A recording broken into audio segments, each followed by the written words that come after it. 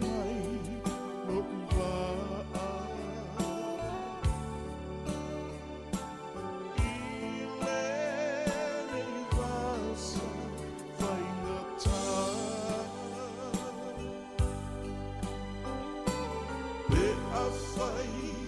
ai oso lepean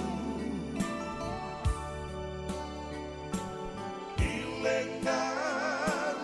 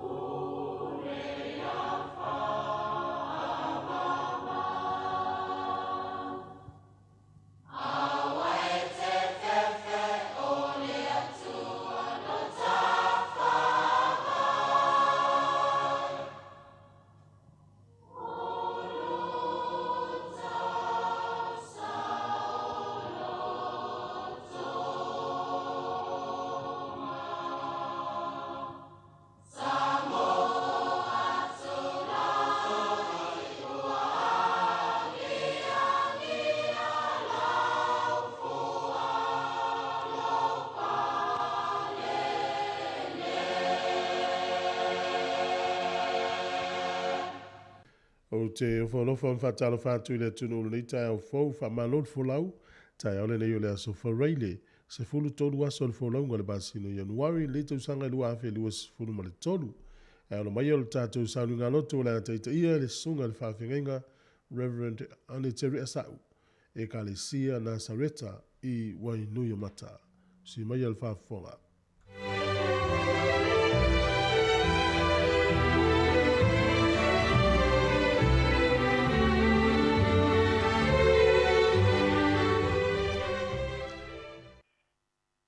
Tau te whaftai whatasi le alofa ma le anga le lei o le atua. I lo ma le fua mai sa moa le nei tai au fau. A mo whamalo lava le folau manuia. Ma lo fo I le ono sai. Tātou tāpua inga whai whatasi fo le nei. Tātou te whano no manu atuai I le atua. Ia uala mataino le nei aso fau. O maia se o tātou tāpua iatu. I le suafa mamalu o le tama. Le alo. Male nganga pa ia. Yo vai o te whātua tua lava ia te oe. Awana I wha maina au e o le whāwa vau. Ie lawe I mai ia te au ai la uami o tonu. Ia e liu mai au fonga ia te au. Ia e vave lawe a ia te au. Ia whai oe mau papa malosi. O le olo maunga au te olai. Yo tātou te talo. Nganga pa iae, le nganga le poto ma le whalinga, le nganga le mawhau whau tonu, o se tāpua inga e whaiafua le nei tāpua inga, e au noa ma lau pai pai mai au wala e lau wha unga mana. A fio maia, te I whapa ia le atua I mātou uma, e o mātou langona ina ai lau siu fonga ma lau pai mai. Ia I uai le nei tāpua inga ua whaia nei I lau vi inga. Ona o Yesu faola o mātou ole mavala au atuai nei. Amene. Ma amene. O le viinga o le atua ua saunia.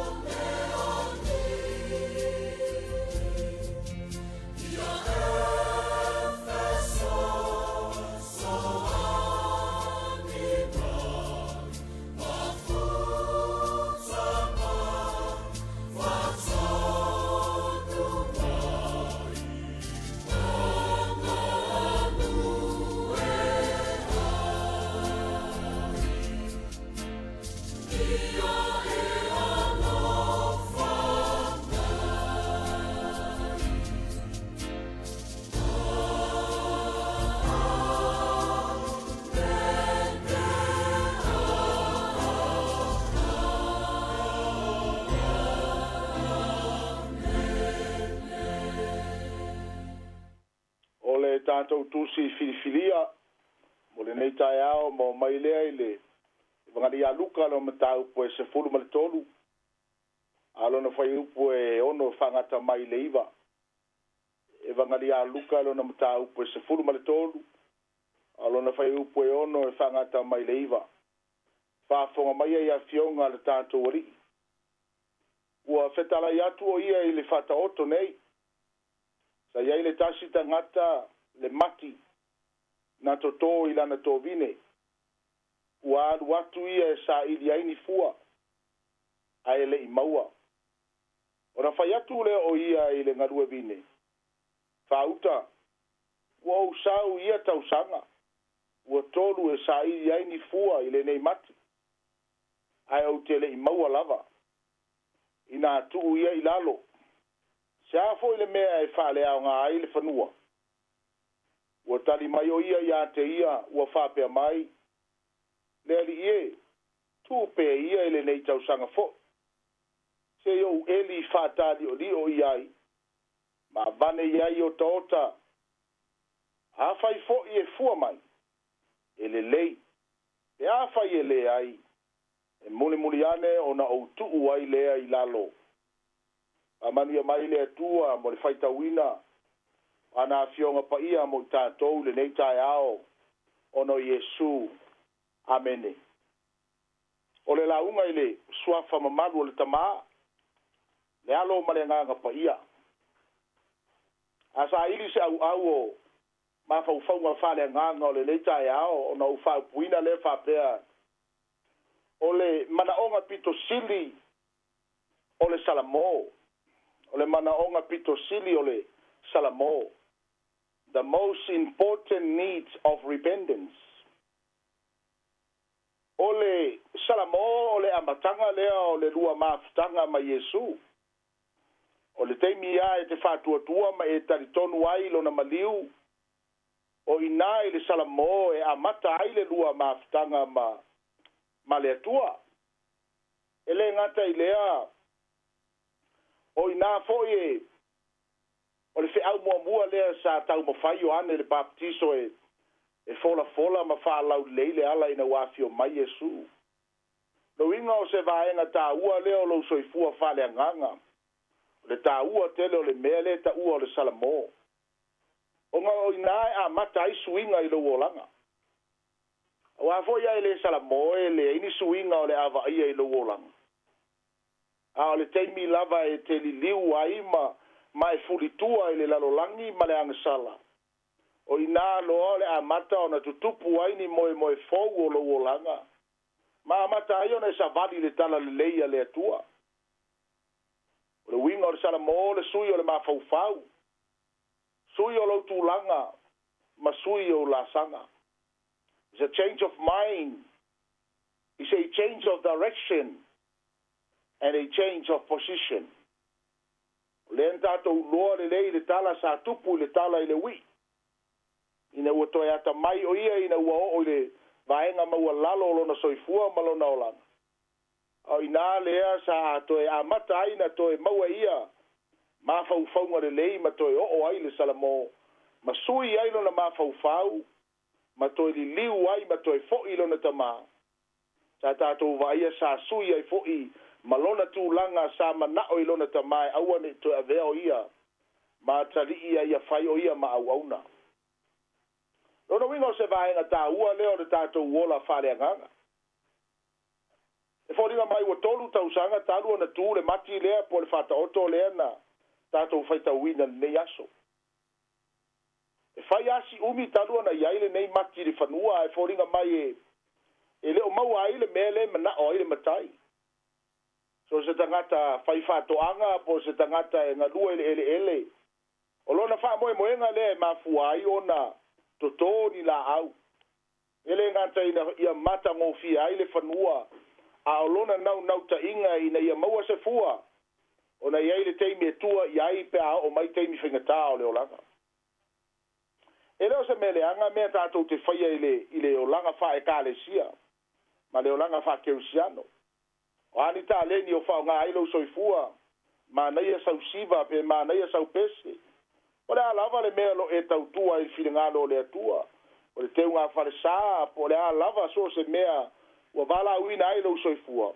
O ni mea le leia, ma ni mea tā ua lea i lo wola tau tua i le whiringalo o le atua. Ma ni ngā ruenga le lei lea e whatino ai lo wola talitonu. Ma ulo wola whatua tua i le atua. Ai e siri ai o na manao le atua e fiawa aia e fua i o tātou wolanga. Ai ma whaion tātou whaia ngā ruenga le lei ma ma tu fa atu a tātou mea fai foi ni tātou tautala i ngana ese ai la le ai tele se ta o ia me si le fanga le tua ma le va ai le tua ma lana tala le lei pe a fai le va ai fua o le fua fa le nganga le ma na o ai le tua ia te tātou a tātou va ai le tu se korenito lo manino lei a fai tautala i ngana tangata ma angelu tu fa atu au mea e loa le perfetanga ma le mau mea ma tautia a fai le ise lo fa wa na o se mea lava o pe o se mea fai fua o le tāua lea o le iai o le fua pe o le alofa e fatino ai mai fesiringi ai le mafuaanga ma le motive tātou te fai ai nisi o au nanga i te tono le fina ngalo le atua o le ale tino mai o mea tātou te fai ai sila le atua i le loto le tangata ma le nganga e mafuai o na fai wa e nisi o e kare sie no uva ai e faisi leva ma naia sauninga feta ngisi ma pa ma to ulu tangata i lalo a tono fai longa vai na le pai mai o le atua i le taimi ya o mai fafo ia fai ai fe ese inga ma fusu anga se tu lo lava a mata o se fua ali le o salamo e ma fua ai o na tatou fia pe tatou te o ta pua tatou vai le matai o todo no fai por fulu fai mai ua tu nei le matau i le tafu e le la au. O wingo le la au e le iso na fua o le tangata e le ali mai le salamo i lona o langa. O mai e taia lea ma la fo ina le afi. Ma request fu ma le tasi o le nalo o fetu ai e Yesu le mati. Ina uaruatu Yesu le nasi e singa ma fia tau mafa le li faola. E fa mai ua vai atu le mati e le ma se fua. No winga ese ta uo le mea le pe o le tau mori atu le tae ao lea. Mai o le mana onga tu pito lea o le salamo o lo mana o ai le tua i e iai se fua i o tātou o langa. Ina o feu pua i Yesu ma lau farasaio mai la tau o mātou ta maa Abrahamo Isaako ma Iakopo. Ale ale tala Yesu fa naua ngata fea ie. A fai e moni o tau ta mana fua mai la fua e te tau ma le salamo. Lono winga o se mea tā ua tele le iai o fua i o tātou o langa. Ma o le mana onga lea o le salamo. O lo mana o ai le tua ia te tātou. Ma tai o fitu. Lo tala noa ai Yesu i fai longa i lo ai so moni. I lo i lato umo e fai mai leali ie.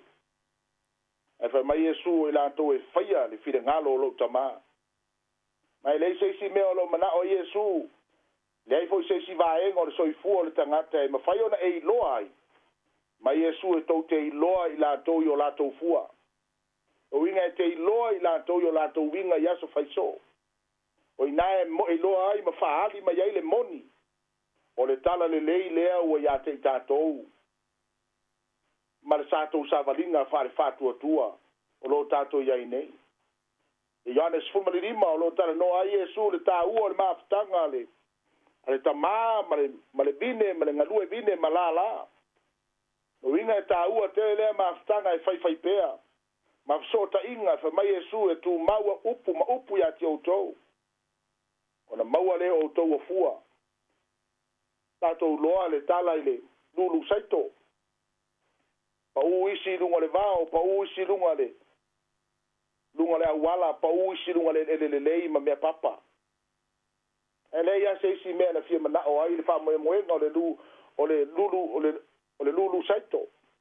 Ia se isi wha moenga le upu ia va aia se fua. Tatou loa le lei le loto wa salamo, ma le loto wa wha maua lalo, ma le loto wa le lei. Tatou loa na iei fua na e mai wa tai tolu se furu inisi. Tai ono se furu inisi. Tai se lau fua inisi. Lo inga ese ma le mata ngofie o le olanga Kerisiano ma le tala le leia le atua. A fai e moni ma wha maoni lo tātou salamo. Ma le liu ese mai le lalo langi. Ma le anga sala tātou te sanga i pea i le aso ma le aso le tātou fōlaua. Ma au tātonu fōi leo o tātou sāvalia le nei tau sanga. Te le loa i atu oe pe whawhiwheo na e loa. Ma e mesha ina, ma e fua ina.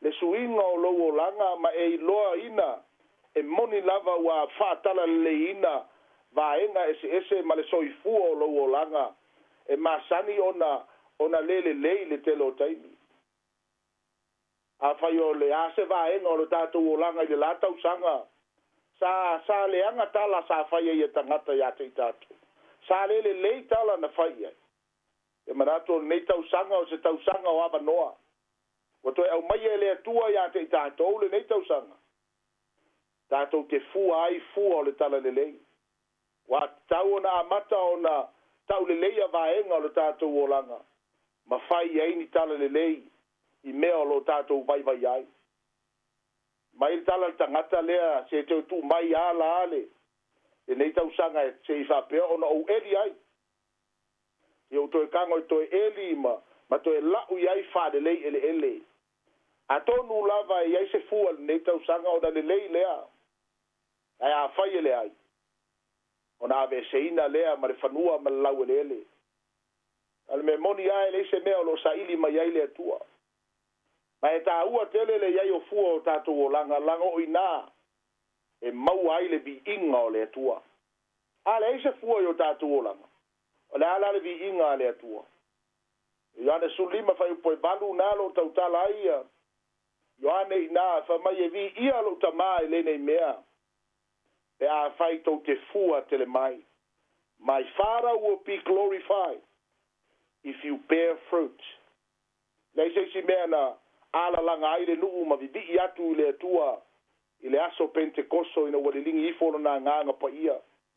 Ina ua ai le tupu o le kalesia ai fai mai ua tufa la to me alofa ua tufa le nuu wa i loa ua fai la to me alofa mai ona vivi ai leo tangata i le atua ai sa langa ua ai a fua ali ia o le alofa ua fa aso atu e tangata te wisiano mo i la to e leo i loa le atua lona winga vi ia le atua yo tatou o langa ya fai tatou te fua tele mai o avi inga tātou te pepese ai o se mea lelei.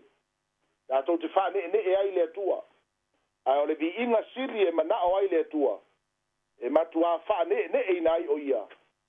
O le ari mai leo fua va ai e o tātou o langa. Fua o le ono sai. Fua o le alofa. Fua o le loto wha mangalo. Fua o le anga lelei. Fua o le loto maulalo. Ma le tele ma le ana noa i o mea le whatu la foloina. Mea whale nganga a wā le tala le lei ma le tātou mori mau i aso whaiso. Ele ngata ina maua lunga le vi inga o le atua au i nā fo i e wawe tali ma iai le atua i o manaonga. Elo e mea le ina tua ina tali le atua le telo manaonga. Ona ua telo le teimi o tātou mana na o atu i lea mea ma lea mea ma lea mea. Ai vai mai tamai le o tātele o whaialo na whire ngalo. Tai upo i fitu mas furu ono le Ioane Sulima nae mori mau mai ai. Pa mai a whai e tu mau o tou ia upu. O a ufo i tonu ia te o tou. So se mea lava tau te ole mai ai lo ingoa o te whaia. Whatever you do, if you abide in me and my words abide in you, whatever you ask in my name, I will do it for you. Lona winga fia mana ole tua ia e tu mau le na upu. Ia tu mau foi o ia te tonu ia te oi. O le mea tupu na va aia fua ia. Le ai seisi me fatele vave na ai le tali mai o le atua i o tātou manaonga. Le au soe malau keusano malau fatu o tua le metau sanga. Pisiri au ia te au, pisiri fo oi ia te oi. Pe o le mea tuai fo ia mai le latau sanga tātou walu ai pea. Walava le nā mo oe, walava le nā mo au tātou te whaitau langa ai mo le atua. Lo ia te oe lau tali. Lua afe lua tolu o le tau sanga o ava noa. Tātou te le lopo le ale wala aua le atua, ma le whina ngalo le atua le nei tau sanga. O afo ini whawhita auri le tātou whisanga. A ie tā pena, ie e sala mō pauna le mea mana o le atua, ma le liu ese mai le angasala. Ma tātou wa aia leo le tau le leia, ma le tala le lei. Wa ari ali mai ia te tātou. Tau nei e whamanuia tele le atua, sa valinga o le nei whaiaso whai, ia manuia foi tapuinga e whenga iai mai tātou le nei weekend, ono Yesu, amene. Teo tātou te talo. Le atua mamanai, Le pule ao mea uma. Mātou te langona le fia.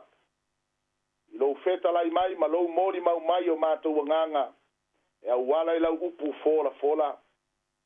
Le ai a seisi malo si anga i mātou. O nao lau upu e toi wha lui ta wina ai i mātou, ma wha loto te ina ai.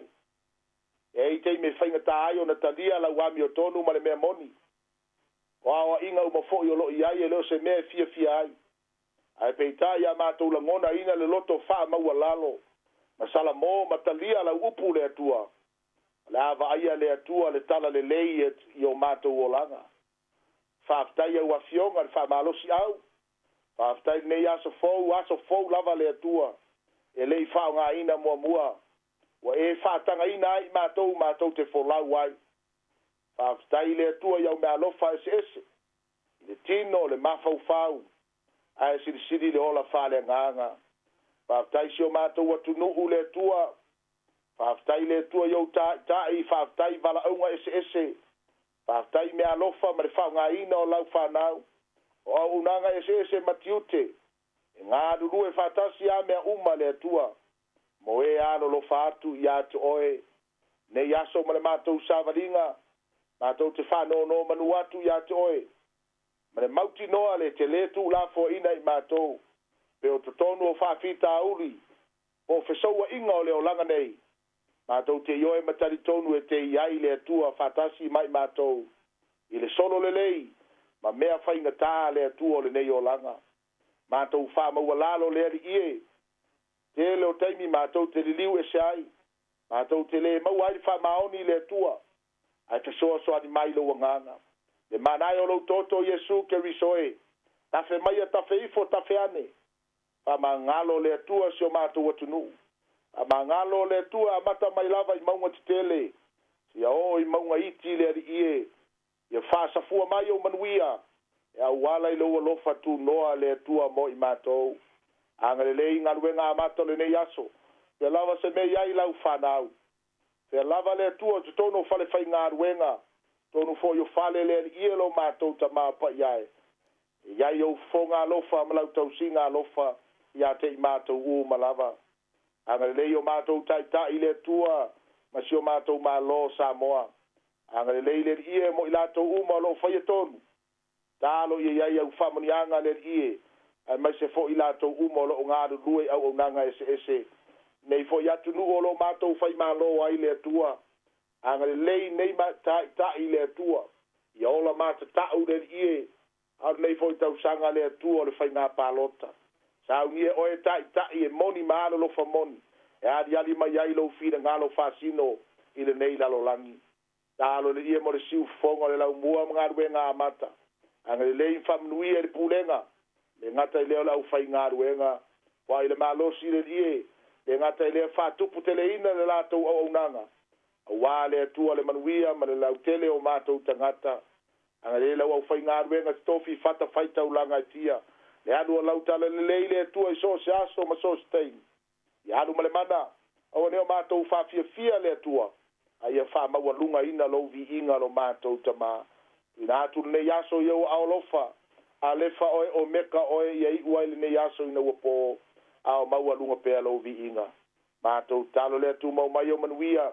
Tu mau mai lo lava alofa tu noa i lunga ia te i mātou uma lava. A le maftanga fai pea ma lo lava nganga pa ia. Yesu faola o mātou ole ma vala au atu ai nei. Amene, ma amene.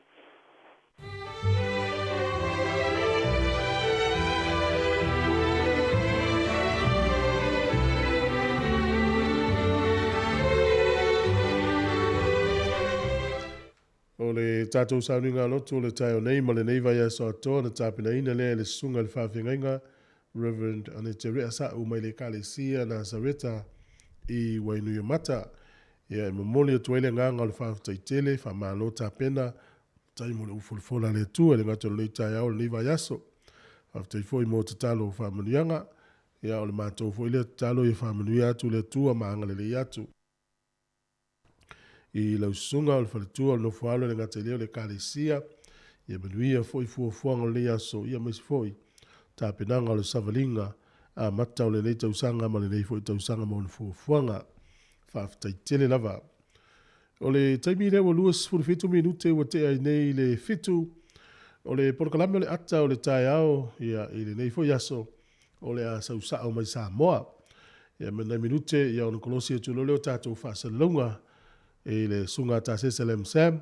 Ka pe fo isi lia la e Simona se montafa wal porkalame o le ata o le tae ao. Ia o se taimi fo le tae o nei whatasiane le fionga la wano ati ilawa ia wala fo le tautu ina mai o le tātou atu no. Ai whapene te ua sui tātou whaasalunga o na e le mauai lea ia mawhaiona e to e omi le Facebook al Samoa Capital Radio po lana YouTube channel e te to e mauai a tātou whaasalunga. Ia o le wharinga tā ua lea nei taimi ua luas furuwanu minute ua te ai nei le fitu. O taulo e mai moa mai ai lungo le tātou Facebook ma YouTube o tauno po eina le malanga i sawai. El tātou le tio ia na olo whaasolo solo atu ia mese lava le tu asau whaasolo nei le tu salenga. Ia le pes whalenganga mai le Hallelujah Singers o au nei sa le loa.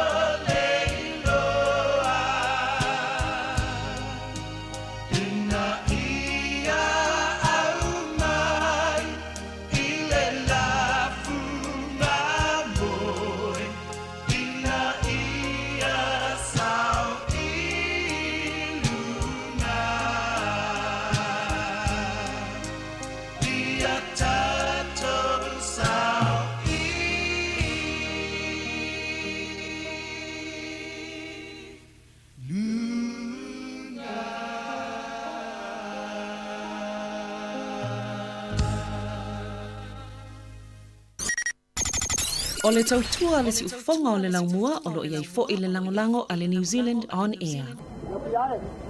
O mai ole upu malo. Tau tai tai mai le ano le aso.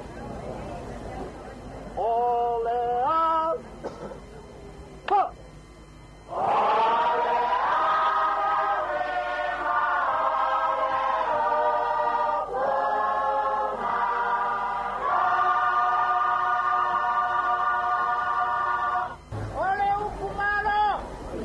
le malo. Come on.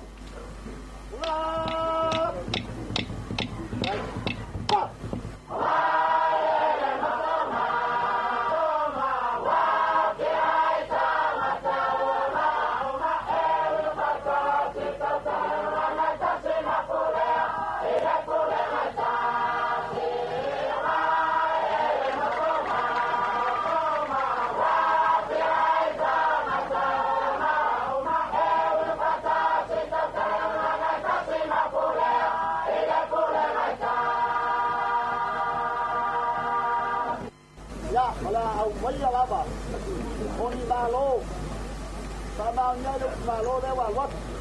Yo la dosis la yai. Vamos. Sila.